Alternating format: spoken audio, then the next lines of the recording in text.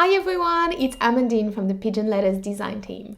Today I'm going to get in the Christmas spirit and show you how to make and decorate a lovely, unique paper Christmas ornament.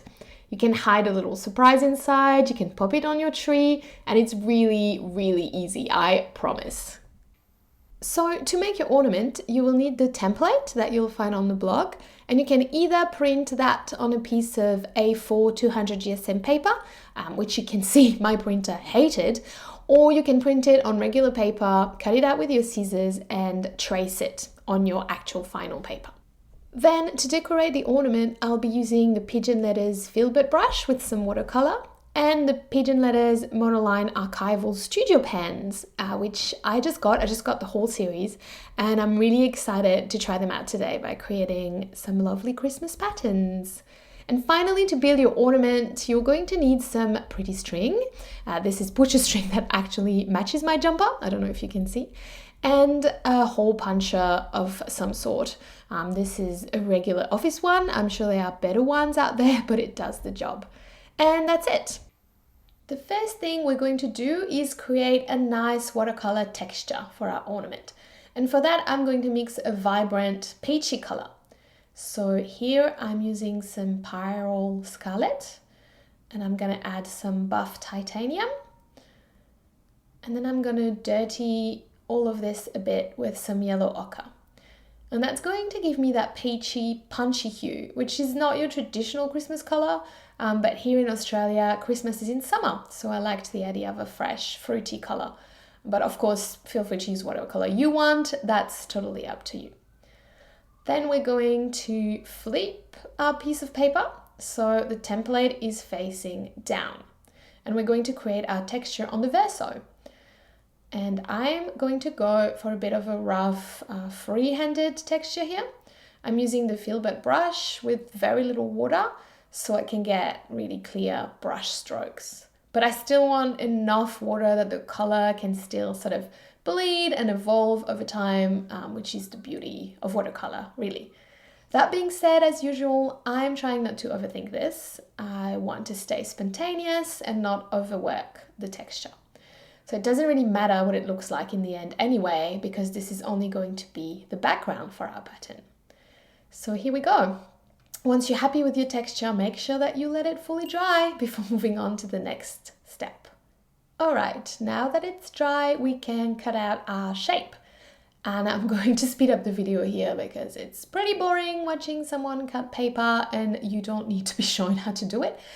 Just remember that solid lines are for cutting and dotted lines are for folding, but that will be later, so don't fold anything yet. And you can once again find the template on the Pigeon Letters blog. Almost there. All right, and just because I've been burnt before drawing on slightly wet paper, we're going to take a few seconds to make sure this is really dry. And once you're 100% sure that the paper isn't wet anymore, we can start working on our pattern. And I'm starting here with the 09 monoline pen size, and I'm just going to be drawing little dots all over the ornament. Not too many, and I don't want them too orderly either, so you can sort of sprinkle them about. This isn't a perfectly made pattern, you know, something made by a computer or whatever. This is made by humans, so it's okay if it's a little bit random. Then you're going to continue using the number 9 pen to draw one big snowflake. And I'm really using simple shapes here for my snowflakes. You know, it's pretty much just lines or dots. So really, it doesn't matter if you think that you can't draw, like anyone can do this, really. It's just little arrows, little lines. It's like drawing stick figures. So anyone can jump in and enjoy this one.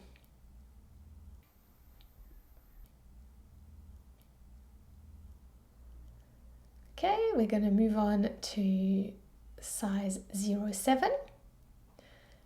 And I'm going to draw another big snowflake. So you can, of course, vary the number of branches or the various elements of your snowflake. You can draw them all the same, like it's really up to you. They can be more or less complicated as well. you might want to go for a more minimal vibe. Like all of that is totally okay.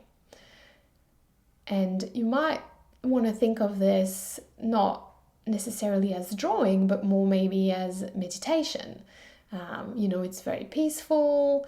I personally love being in the state of flow when I draw, just moving from one line to the other, because the shapes are so simple. I don't even really have to think about them. I can just enjoy the process. Just moving to size 5. And we all know that the festive season is a bit crazy and stressful. So, why don't you sit down with me for 20 minutes and make something pretty and forget about how many Christmas presents you have to buy? Let's just relax and draw. And you might have noticed that I'm varying the scale of the elements based on the thickness of the pen. So the biggest flakes were drawn in size 9 or 7, and then the smaller the elements, the thinner the pen. And I drew the big ones first, and then the idea is to slowly fill the gaps with the smaller ones. And I'm gonna draw a few medium-sized ones here, and I'm sort of eyeballing it. I'm really going in blind, like I haven't planned any of this, but still thinking about that meditative state of flow that I was mentioning before. But I like seeing things emerge as I go, and it means that each ornament is truly unique, which if you're gifting them to someone, it actually makes them all the more special. And making mistakes is just a human trait. So having little imperfections will just make your piece that much more meaningful for those who will receive it. So just a quick word on the pens. They really do work super well for this kind of graphic, clean, stylized look. And for this particular type of pattern, sort of black and white, very pared back. And the reason why I'm really enjoying working with them is that they're super precise. The fact that they have archival ink, which is permanent, it doesn't fade, it resists pretty much everything. And you can see it has great coverage. So even though we're working on quite a grainy paper that has been treated with watercolor, there is no fizziness, like the lines are super sharp, which is what I'm personally looking for in a liner. So I'm really enjoying using these. Now I'm moving on to the 01 size, and I'm going to get into some more delicate snowflakes.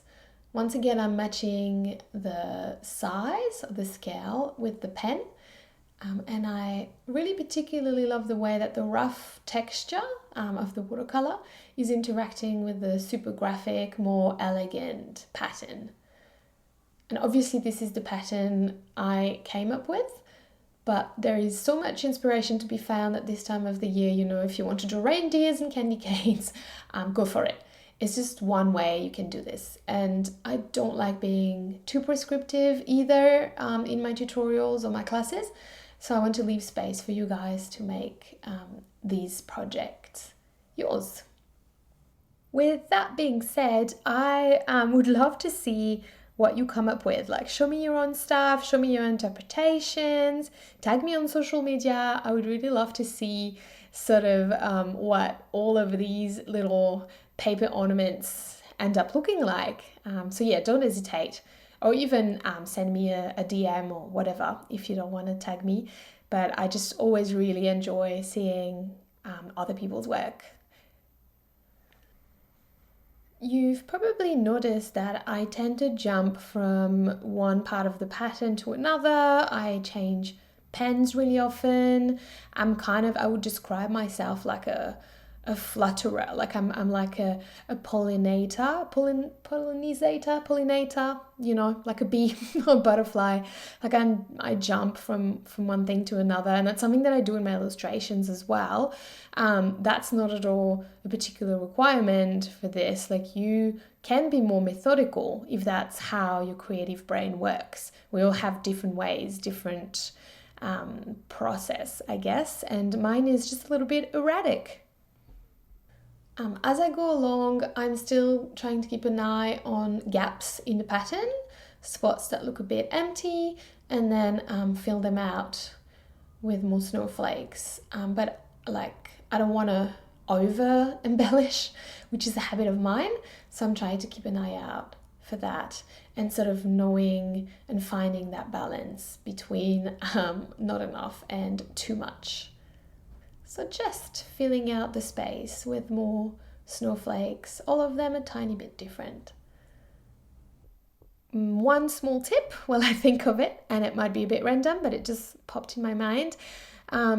When you're setting up or starting out with decorating your ornament, it's helpful sometimes to sort of think about the look that you want to achieve.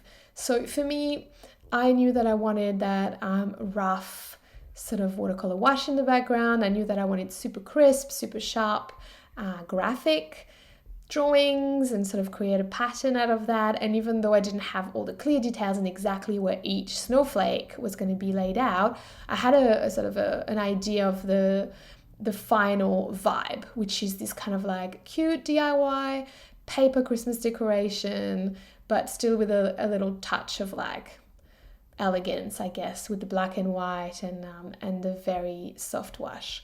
So yeah, maybe before you set out to create your own, something to think about. What look do you want to achieve, and what are the tools that you need to do that? And do you need to, dig out some inspiration on Pinterest maybe?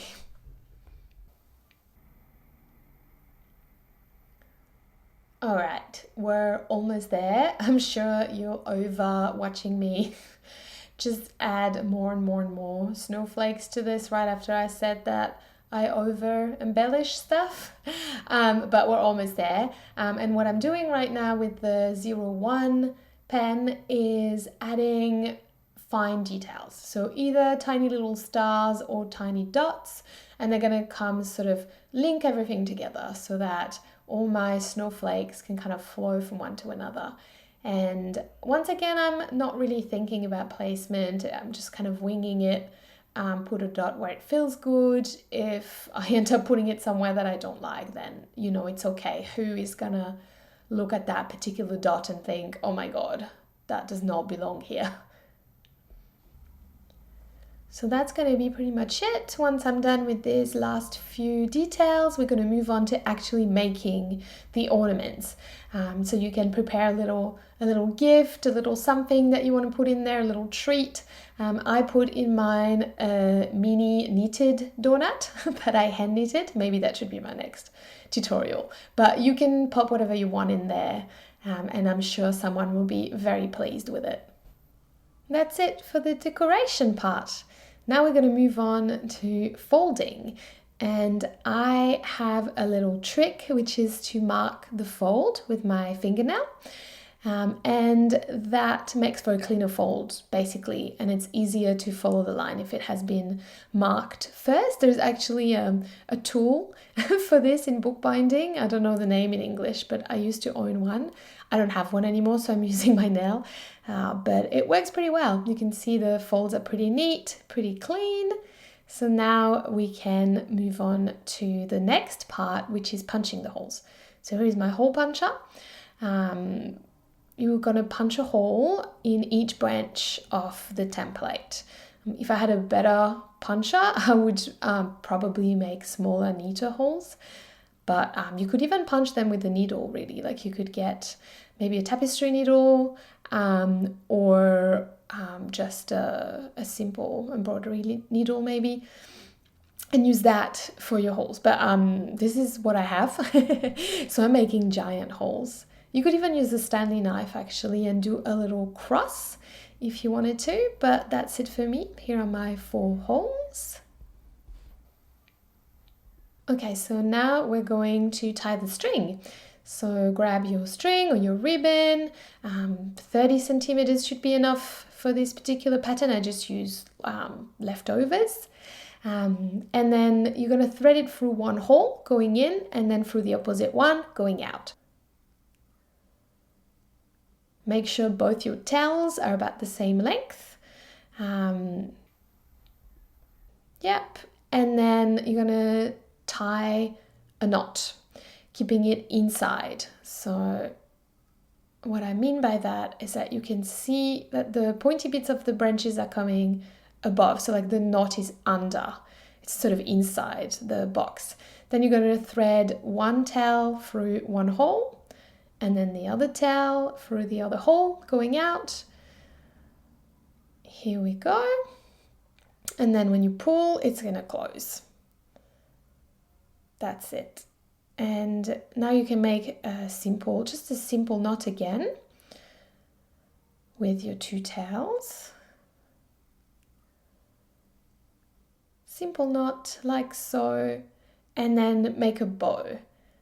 So I'm particularly finicky with my bows.